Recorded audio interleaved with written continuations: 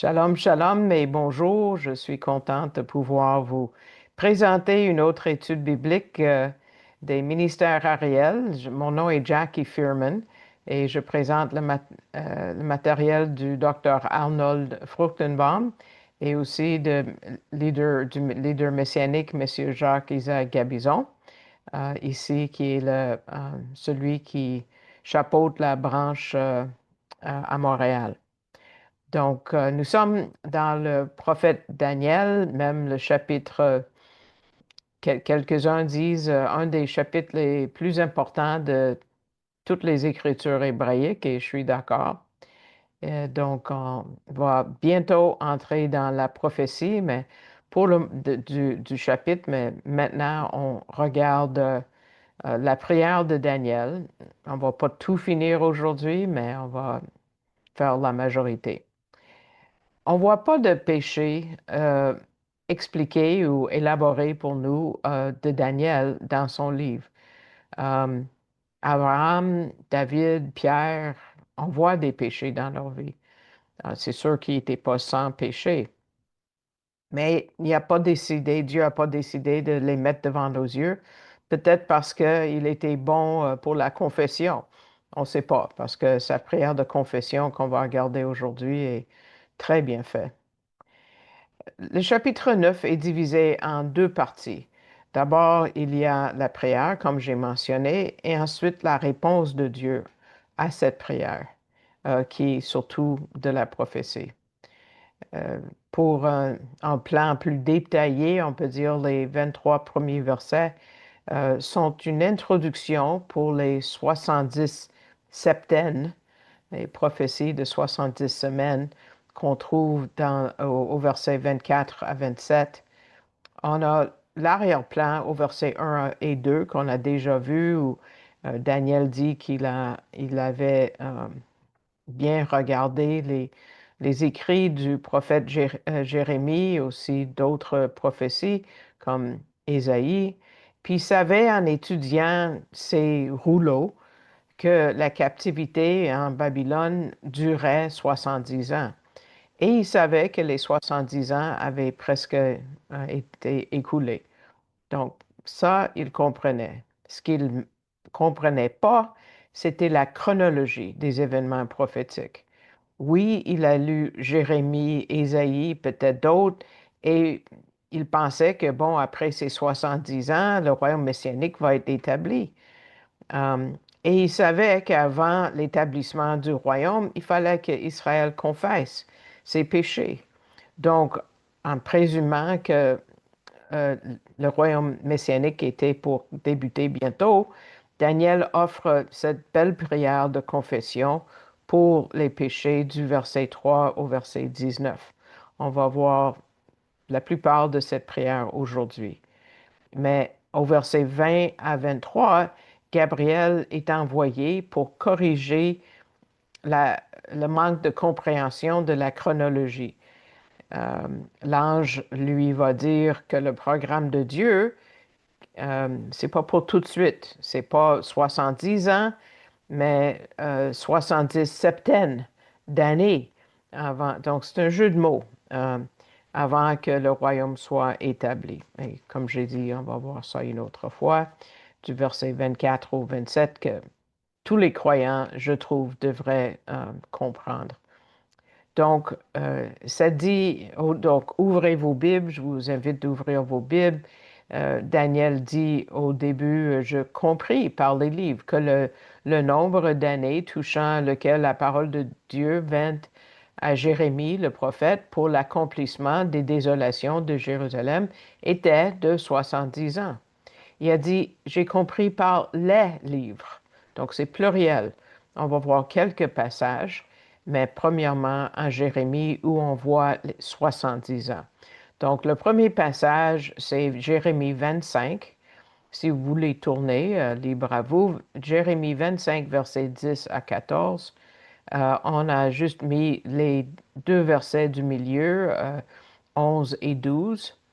Ça dit, et tout ce pays sera un désert, une désolation, et ces nations serviront le roi de Babylone 70 ans. Il arrivera, quand les 70 ans seront accomplis, que je visiterai sur le roi de Babylone et sur cette nation-là leur iniquité, dit l'Éternel, et sur le pays des Chaldéens, et je le réduirai en désolation perpétuelle. Si vous êtes en Jérémie, je vous invite de tourner 4 chapitres plus tard au chapitre 29 maintenant. C'est un passage plus long. Entre le verset 10 et 14, on va voir presque tout le passage, pas tout. Car ainsi dit l'Éternel, verset 10, lorsque 70 ans seront accomplis pour Babylone, je vous ferai revenir en ce lieu. Car moi, je connais les pensées que je pense à votre égard, dit l'Éternel, pensées de paix et non de mal, pour vous donner un avenir et une espérance. Remarquez bien à qui Dieu dit cela. Et combien de fois vous avez entendu ce verset dans toutes sortes de places.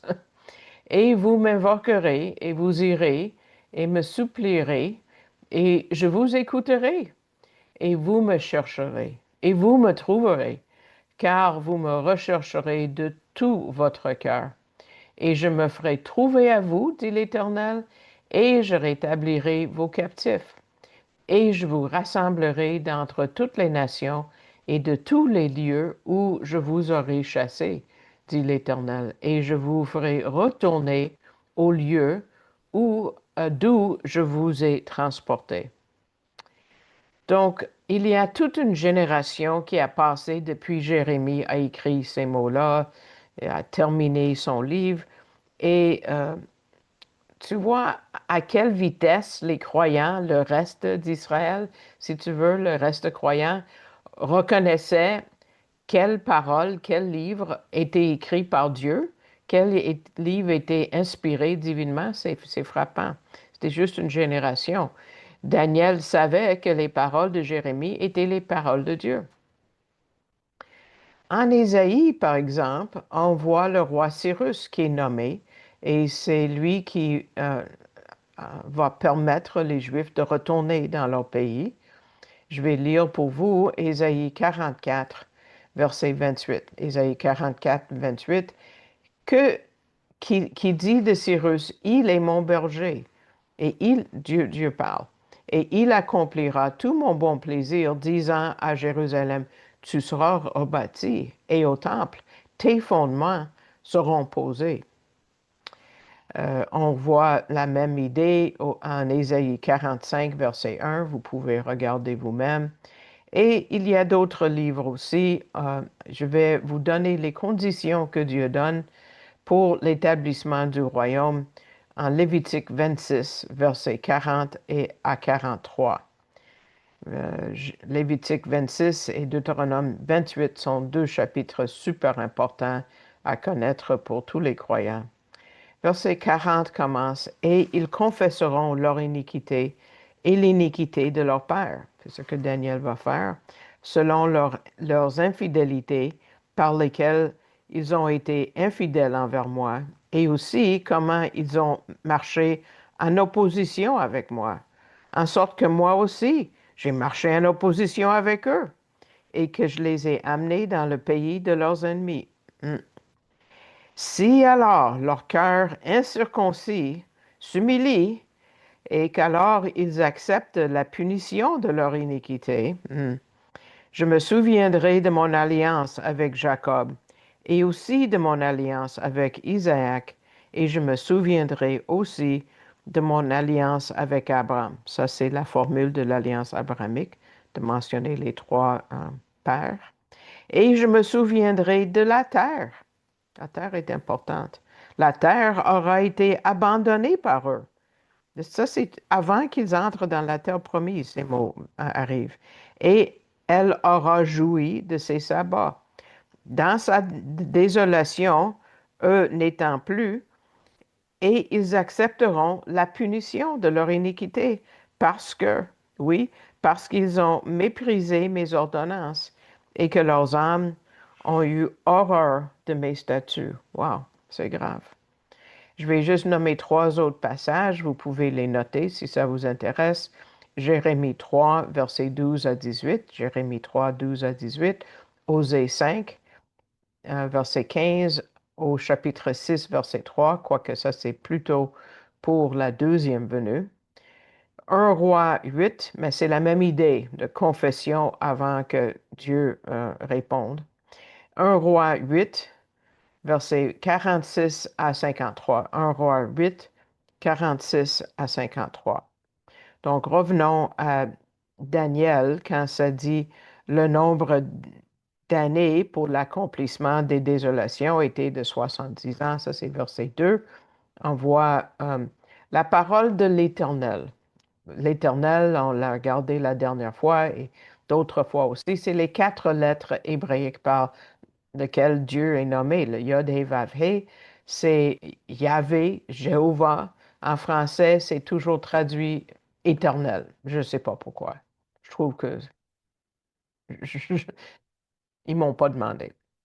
Et ça va être utilisé 7 fois dans ce chapitre. C'est pas utilisé ailleurs, ce nom, dans le livre de Daniel, mais euh, c'est sûr que quand c'était écrit en araméen, peut-être c'était moins frappant pour les lecteurs non juifs. Mais ici, c'est la partie qui est écrite surtout aux Juifs et c'est utilisé dans ce chapitre cette fois. Parce que ça met l'emphase sur Dieu qui garde ses alliances. Ça, c'est le nom par lequel Dieu signe ses alliances. Yahvé.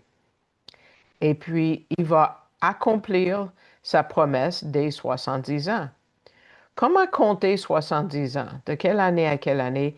Il y a plus d'une possibilité, mais celle qui était plus croyable était de 605 avant Jésus-Christ à 536 avant Jésus-Christ.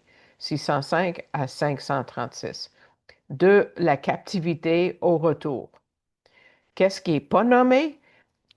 L'année que le temple a été détruit en 586. Mais c'est la captivité qui est le début, c'est quand Daniel a été pris lui-même dans la première vague. Daniel a compris qu'on était à 67 ans. Il avait pris euh, sa calculatrice et il restait à peu près 3 ans parce que les premiers captifs ont été pris en 605 lui-même et maintenant c'est l'année 539.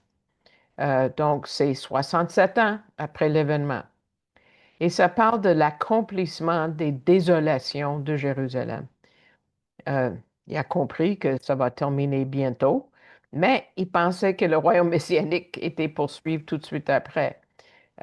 Donc, il agit comme si le royaume va être établi tout de suite.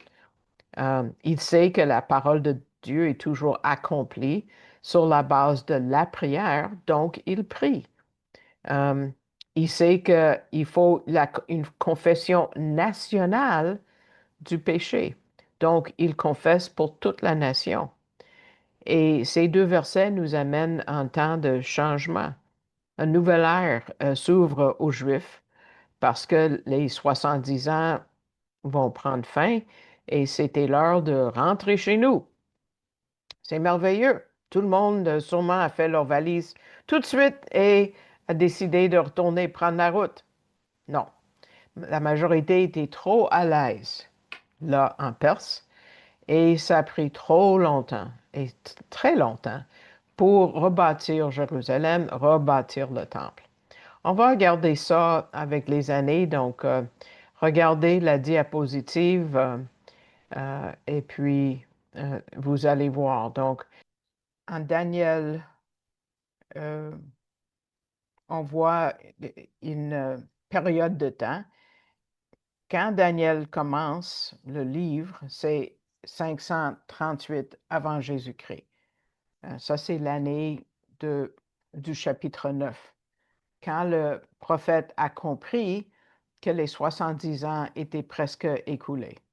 Un peu plus tard, Cyrus va donner un décret qui va permettre aux Juifs de retourner chez eux à la terre, même prendre avec eux le trésor que Nebuchadnezzar avait pris du temple.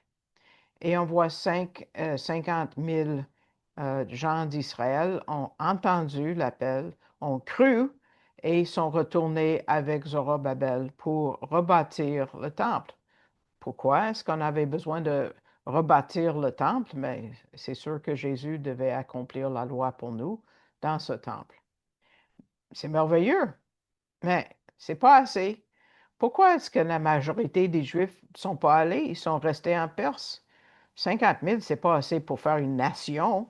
Les Babyloniens avaient décimé la terre. Il y avait presque plus de Juifs. Il y avait certains qui ont permis de rester là pour labourer la terre un peu, mais entourés d'ennemis comme ils étaient, là, ça n'aurait pas toffé, ça n'aurait pas fonctionné comme une nation. Mais tu vois, en 537 avant Jésus-Christ, euh, ils ont fini par mettre le fondement, jeter les bases du temple. Et quand même, ça a pris 50 ans, plus de 50 ans. On trouve ça en Esdras 3. Et quand ils ont mis les bases du temple, ils ont pleuré de joie. Mais ça a pris longtemps. Et il n'y avait pas assez de personnes et la persécution était terrible. Il y avait une bataille spirituelle, une bataille physique. Euh, et même les travaux ont arrêté pendant 16 ans euh, parce qu'ils avaient été découragés. Dieu a envoyé Zacharie et Agé, les deux prophètes, pour les pousser à recommencer, jusqu'à ce qu'on arrive en 474 avant Jésus-Christ pour le livre d'Esther. Dieu ne pouvait pas les laisser là en Perse. Euh, c'est l'Iran aujourd'hui en passant. Quel rappel que c'était une grosse persécution de la part de Haman dans le livre d'Esther qui voulait tuer tous les Juifs, totalement génocide. Euh, Pas juste à Suse, où était le roi, mais tout Israël. Ici aussi à Jérusalem, il aurait tué tout le monde. Donc, puis ça c'est la fête de Purim qui s'en vient début de mars cette année. Bon, finalement, en 458 avant Jésus-Christ, après 60 ans, ils ont compris. Esdras a commencé un voyage vers la terre avec beaucoup de gens d'Israël. Et ça a pris encore 13 ans, en 445 avant Jésus-Christ. Un autre homme a répondu à l'appel, Néhémie.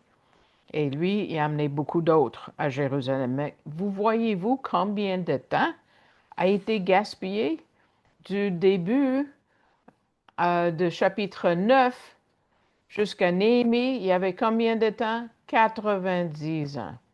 90 ans de temps gaspillé quand ils auraient pu retourner, faire le travail plus tranquillement et faire les travaux plus facilement parce qu'ils auraient été plus nombreux et plus forts le fait d'être ensemble.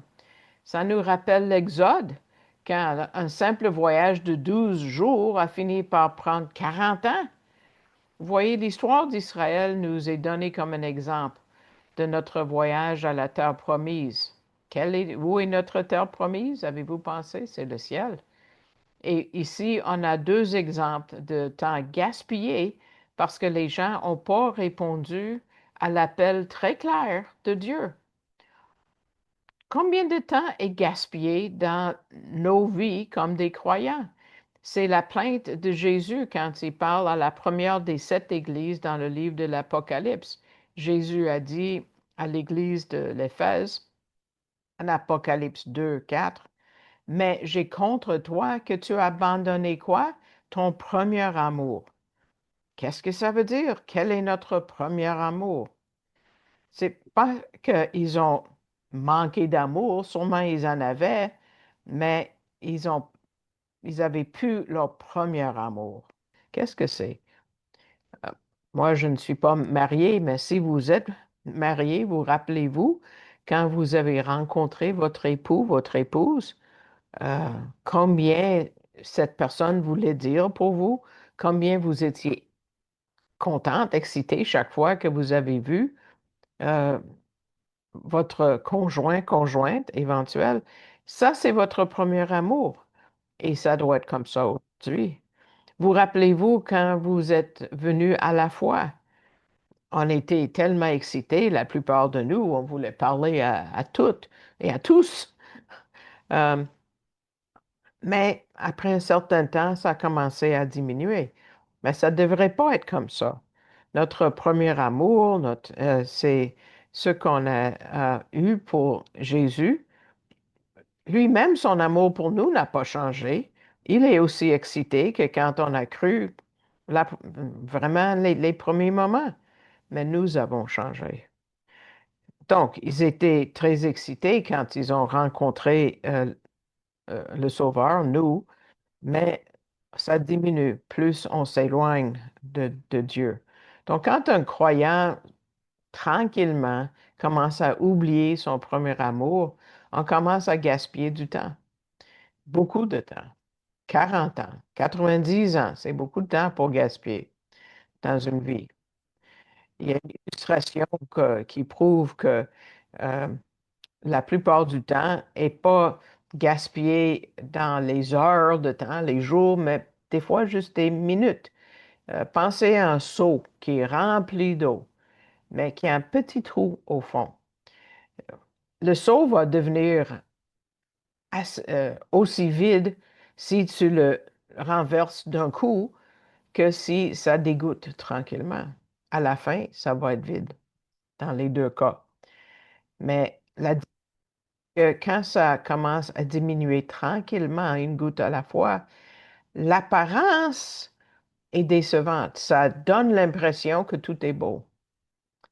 Le psaume 39 nous donne une perspective dans la plainte de David à Dieu. Il dit, tu m'as donné des jours comme la largeur d'une main, et ma durée est comme un rien devant toi. Il voulait dire que pour un Dieu éternel, notre temps ici-bas est bref. Il ne veut pas qu'on le gaspille.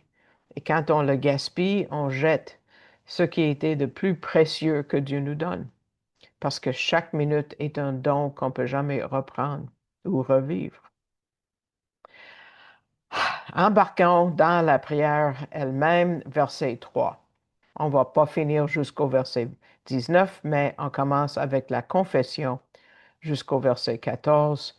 Et ça commence avec la reconnaissance du péché et de la culpabilité que nous voyons entre le verset 3 et le verset 10. Pour introduire la prière, Daniel dit, je tournai ma face vers le Seigneur Dieu. Ça, c'est la prière. Quand on se met face à Dieu, quand on le met devant nos yeux pour le chercher par la prière, par les supplications. Euh, et lui, il a fait des préparatifs. Quelle sorte de préparatifs? Il a jeûné. Donc, il n'a pas juste prié spontanément. On peut prier spontanément, mais lui, il a préparé sa prière avec un jeûne de, on ne sait pas combien de temps. Il s'est habillé pour l'occasion, c'est-à-dire il a mis du toile à sac. On met de côté nos vêtements réguliers, on met un genre de tissu rugueux, comme le grand prêtre met le jour de l'expiation, Yom Kippour. Avant d'entrer dans la présence de Dieu, il va enlever sa belle robe et il va mettre du lin simple euh, pour montrer l'humilité pour la personne qui vient devant Dieu. Il a mis des cendres sur sa tête. Ça parle du deuil quand on est endeuillé pour une personne. Parce que lui était endeuillé pour la souffrance d'Israël dans la diaspora, comme on va voir dans la prière. Ça continue. Et je, je priais l'Éternel, mon Dieu. L'Éternel, c'est encore le Yod-Hé-Vav-Hé, c'est Yahvé, c'est la deuxième fois. Et je fis ma confession, parce qu'il savait que c'était la précondition. Et là, il fait appel à qui?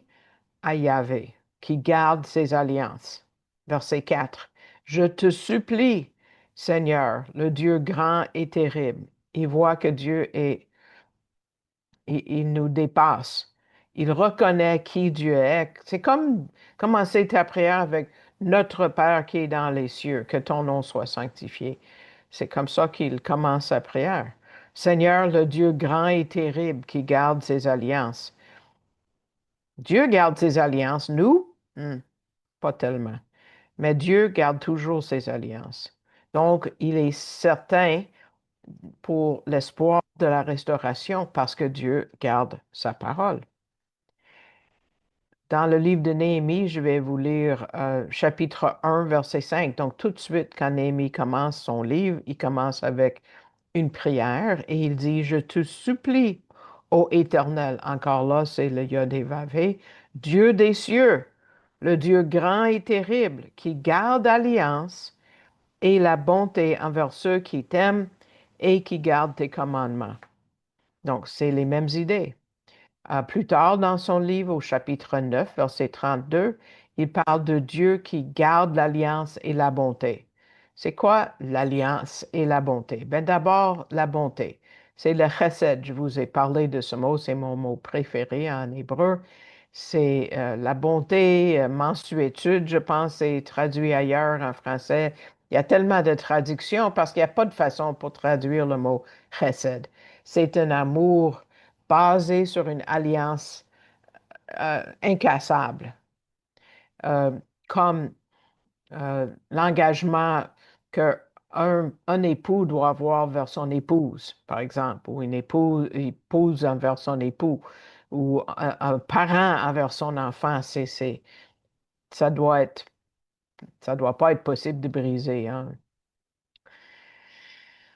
Euh, ensuite, une des places que c'est utilisé, c'est en Exode chapitre 20.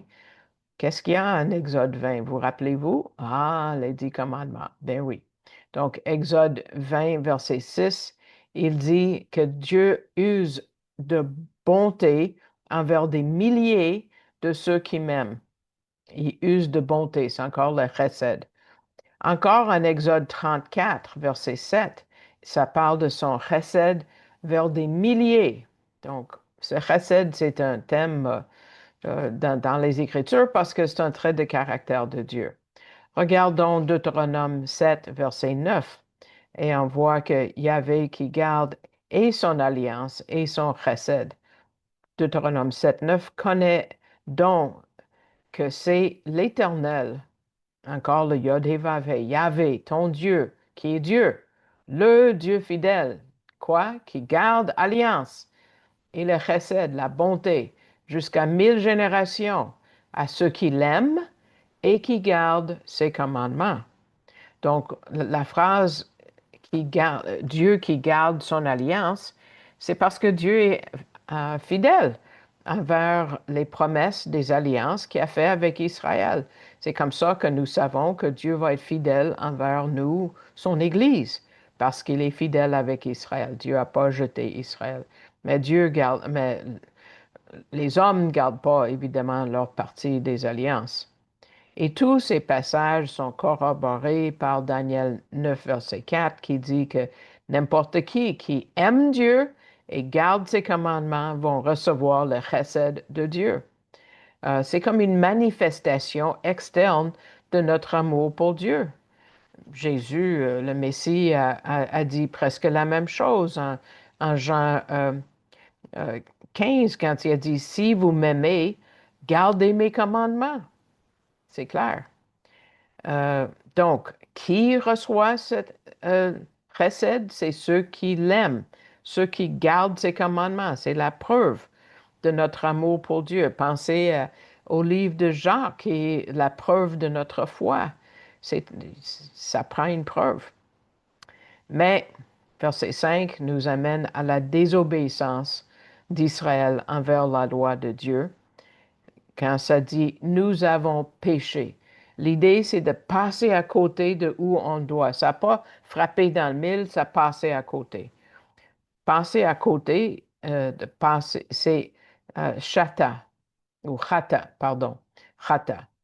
Donc, on n'arrive pas à la justice. Deuxième mot, nous avons commis l'iniquité. L'iniquité, c'est de vraiment tourner. Euh, pas de prendre le bon sens, c'est d'agir, euh, euh, de mal agir. Daniel utilise un autre terme pour iniquité, c'est ava, qui veut dire de plier ou de twister. Ou, donc, quand on a agi mal, c'est ça. C'est ça que ça donne. troisième mot, nous avons agi méchamment. Le mot est rachat. Rachat, ça veut dire de devenir faible. J'ai lâché prise de Dieu par ma faiblesse. Hmm. Et finalement, quatrième, nous nous sommes rebellés. Le mot est marade, qui veut dire qu'on a vraiment dévié de la loi. En français, ça dit on a dévié de vos commandements et ordonnances. C'est pas tout à fait l'idée, parce que commandements et ordonnances a l'air d'être la même chose. J'ai vraiment recherché ça. Ça devrait dire, et j'ai cherché 7 traductions différentes, ça n'a pas donné un meilleur mot, mais le mot doit être l'idée de précepte. Précepte, c'est une idée qui me guide. C'est une instruction morale qui me donne l'idée comment je dois agir. L'ordonnance, c'est vraiment la règle. A, B, C, D, 1, 2, 3, des choses qu'on doit suivre. Donc, on a dévié de tout ça. Et la bonne façon de penser, et on n'a pas fait ce qu'on devait faire. Ça nous fait penser à d'autres passages, peut-être que Daniel a lu. Regardons 1 Roi, chapitre 8, verset 47. Quand Salomon a dédié le temple, on voit qu'il utilise les mêmes mots, 3 des 4 mots. Verset 46 dit, si ils ont péché contre toi, donc c'est Salomon qui parle quand il dédie le temple, le premier temple évidemment, s'ils ont péché contre toi, car il n'y a point d'homme qui ne pêche, et que tu te sois hérité contre eux, bon, ça a vraiment été le cas en Babylone, ou avant Babylone, et que tu les aies livrés à l'ennemi, c'est ce qui est arrivé, et qui les ait amenés captifs dans le pays de l'ennemi, loin ou près, vraiment ce qui s'est passé, et que dans le pays où ils auront été amenés captifs, ils rentrent en eux-mêmes et reviennent à toi et te supplient dans le pays de ceux qui les auront amenés captifs, tout à fait ce qui arrive, disant, et ce que Daniel a dit, nous avons péché, c'est le mot chata. Nous avons commis l'iniquité, le mot ata. Et nous avons agi méchamment, rachat. Donc, et s'ils reviennent à toi de tout leur cœur et de toute leur âme dans le pays de leurs ennemis qui les auront emmenés captifs, et qu'ils te prient en se tournant vers leur pays, les Juifs prient toujours vers Israël, que tu as donné à leur père, vers la ville que tu as choisie, vers la maison que j'ai bâtie pour ton nom. Alors écoute leurs prières et écoute leurs supplications et pardonne à ton peuple en ce en quoi ils ont péché contre toi et toutes leurs transgressions qu'ils ont commises contre toi. Wow. Si ce n'est pas assez pour vous, vous pouvez plus tard regarder le psaume 106, verset 6. Le psaume 106, verset 6. Pourquoi est-ce que Daniel dit nous? J'ai dit au début de l'étude, on n'a pas une liste des péchés de Daniel. Pourquoi? Hmm, Attendez. Donc, ils ont désobéi à la loi, verset 5, désobéi au prophète, verset 6. Nous n'avons pas écouté tes serviteurs, les prophètes, qui parlaient en ton nom. Tu peux voir des exemples de ça en 2 Chroniques 36, versets 15 et 16, 2 Chroniques 36, versets 15 et 16. Aussi en Jérémie 26, ça aurait été trop de mettre tous ces versets. Jérémie 26, versets 4 à 6, Jérémie 26, versets 4 à 6. Et ça dit, qui a péché, qui n'a pas écouté les prophètes? Les rois, les princes, les pères, messieurs, madame, tout le monde. Tout le monde, tout le monde, tout le monde. Donc, Daniel fait partie de tout le monde. OK. Au moins une de ces groupes-là. Qu'est-ce qui arrive à ceux qui ont désobéi à la loi, désobéi au prophète? Confusion de face, ça dit. Versets 7 et 8, à toi, Seigneur, la justice, et à nous, Israël, la honte, la confusion de face, c'est ce que ça veut dire, la honte. Et à qui, géographiquement, où sont toutes ces personnes-là? Aux hommes de Juda, aux habitants de Jérusalem et à tout Israël, à ceux qui sont près, ceux qui sont loin, et dans tous les pays où tu les as chassés. Encore là, ça englobe tout le monde géographiquement. Tous les pays. Pourquoi? À cause de leurs infidélités par lesquelles ils ont été infidèles envers toi. Intéressant que quand ça dit homme au pluriel avec un S de Juda, dans l'hébreu, c'est singulier. C'est l'homme de Juda, parce que Israël est vu comme un homme. Comme Paul dit en Romains 3, 23, qui est quand même pas écrit en hébreu, mais ça dit tous ont péché et n'éteignent pas à la gloire de Dieu, Romains 3, 23. C'est comme une conclusion de beaucoup de citations des Écritures hébraïques. Tout le monde a péché. Euh, et c'est pas vrai. Il y a des gens qui croient que Israël est juste ou que l'homme est au fond est toujours bon. Non, non, c'est pas correct. On voit leur besoin de pardon, justement, versets 9 et 10. Quand Daniel continue, il dit, Ô Seigneur notre Dieu, sont les compassions et les pardons, parce que nous avons besoin d'être pardonnés. C'est ce qui est le plus difficile, je trouve, pour monsieur, madame, tout le monde ici, c'est qu'ils ne voient pas qu'ils ont péché contre un Dieu saint. Nous nous sommes rebellés contre lui. Nous n'avons pas écouté la voix de Yahvé, l'Éternel, notre Dieu, troisième fois qu'on a mentionné, pour marcher selon ses lois. On a mentionné la loi encore, qu'il a mise devant nous par ses serviteurs les prophètes, des obéissances aux prophètes, tu vois, même affaire. Quelle est la punition pour ce péché? Parce qu'ils sont coupables, on le voit du verset 11 au verset 14. D'abord, on voit, verset 11, que tout Israël a transgressé ta loi. C'est détourné en n'écoutant pas ta voix. Et quelle est la malédiction de la loi? Alors ont été versées sur nous l'exécration. À cause des péchés qu'on vient de dire, désobéissance à la loi, désobéissance aux prophètes, c'est ce qui est écrit. On va voir Lévitique 26 tantôt, mais s'il vous plaît, chez vous, lisez chapitre 28 de Deutéronome. 28 de Deutéronome, la malédiction ou les malédictions commencent au verset 15 et finissent au verset 68. Je dis aux Juifs de ne pas lire Lévitique 26 et Deutéronome 28 avant de se coucher, c'est terrible. Mais je vais vous lire Deutéronome 29, verset 20, ça dit toute la malédiction qui est écrite dans ce livre reposera sur lui. Donc, terrible, terrible. Donc, ça confirme ce que les prophètes ont dit. Verset 12.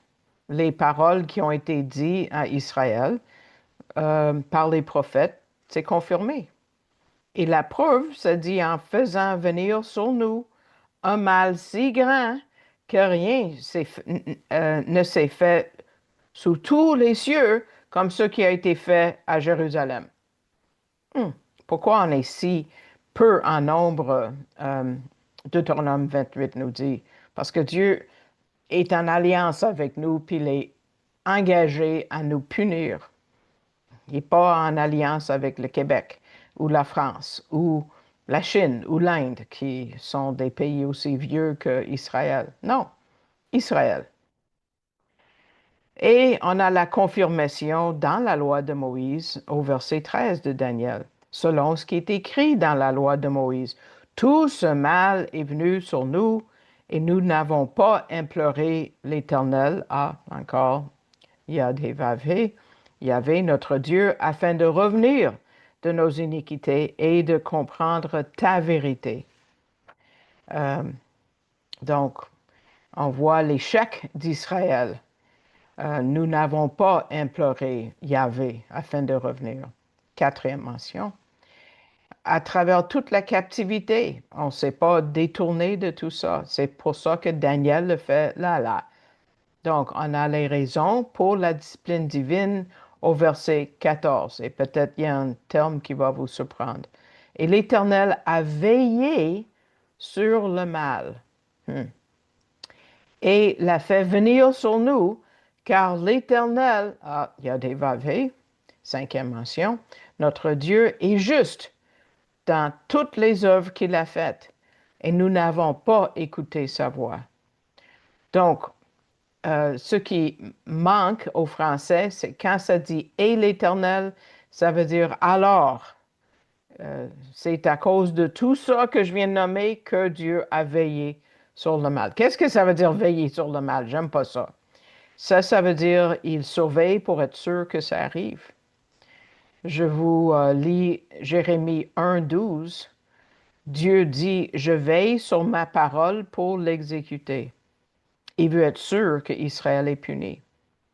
La calamité, évidemment, c'est la captivité, terrible. Combien sont morts? Combien, en tout cas, c'était terrible.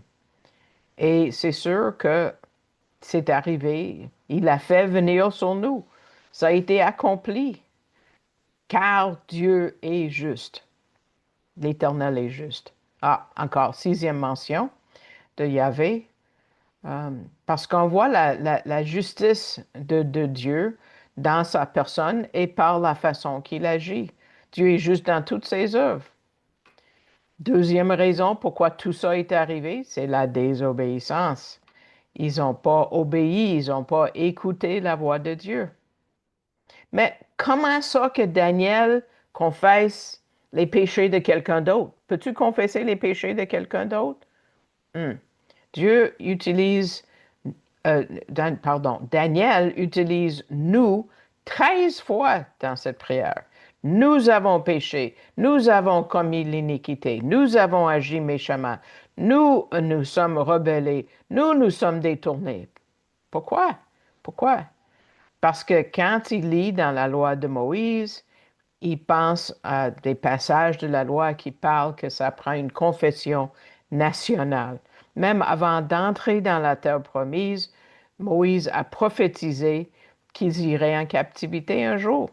Et là, on voit au verset 40 de un de ces fameux chapitres que je vous ai mentionnés, Lévitique 26, versets 40 à 42. Et ils confesseront leur iniquité et l'iniquité de leurs pères selon leurs infidélités par lesquelles ils ont été infidèles envers moi, et aussi comment ils ont marché en opposition avec moi, en sorte que moi aussi j'ai marché en opposition avec eux, et que je les ai amenés dans le pays de leurs ennemis. Si alors, ouais, on a vu le verset avant dans l'étude, si alors leur cœur incirconcis s'humilie, et alors qu'ils acceptent la punition de leur iniquité, je me souviendrai. Donc, c'est ce que Daniel fait dans cette prière. Il prie selon la parole de Dieu. Il prie la volonté de Dieu. Il prie la volonté de Dieu et pour ça que c'est efficace. On va voir que son timing n'est pas correct et Dieu va envoyer Gabriel. On va voir dans la prochaine étude. On va attendre 2 semaines pour que Gabriel arrive. Mais il parle pour toute la nation parce qu'il a appris en étudiant la parole de Dieu qu'après les 70 ans, c'est le temps de rentrer chez nous. Et pour le faire, il faut une confession nationale. C'est la même chose qui va arriver avant que Jésus revienne.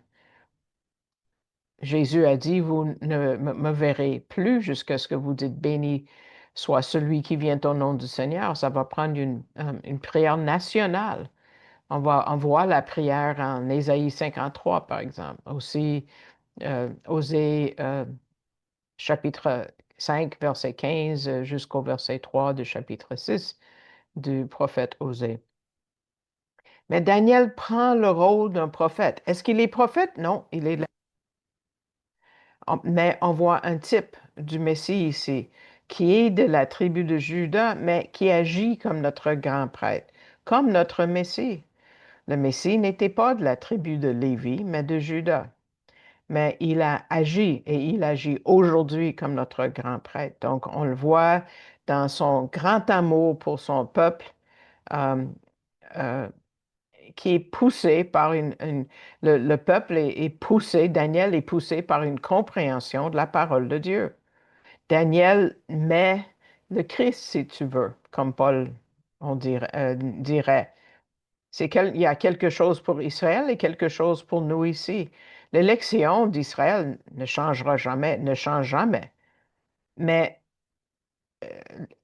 la jouissance, les bénéfices, on ne peut pas bénéficier de l'élection si on manque de foi, si on a une incrédulité. On ne peut jamais perdre notre salut. Ça ne dépend pas de nous, c'est Jésus qui nous tient dans sa main. Jean chapitre 10. Le Père nous tient dans sa main. On est doublement euh, saisis. Mais les bénéfices, les bénédictions de Dieu dépendent de notre marche avec le Seigneur. Notre démarche avec le Seigneur compte pour quelque chose. Il y a beaucoup de gens qui sont chrétiens, mais qui ne sont pas contents.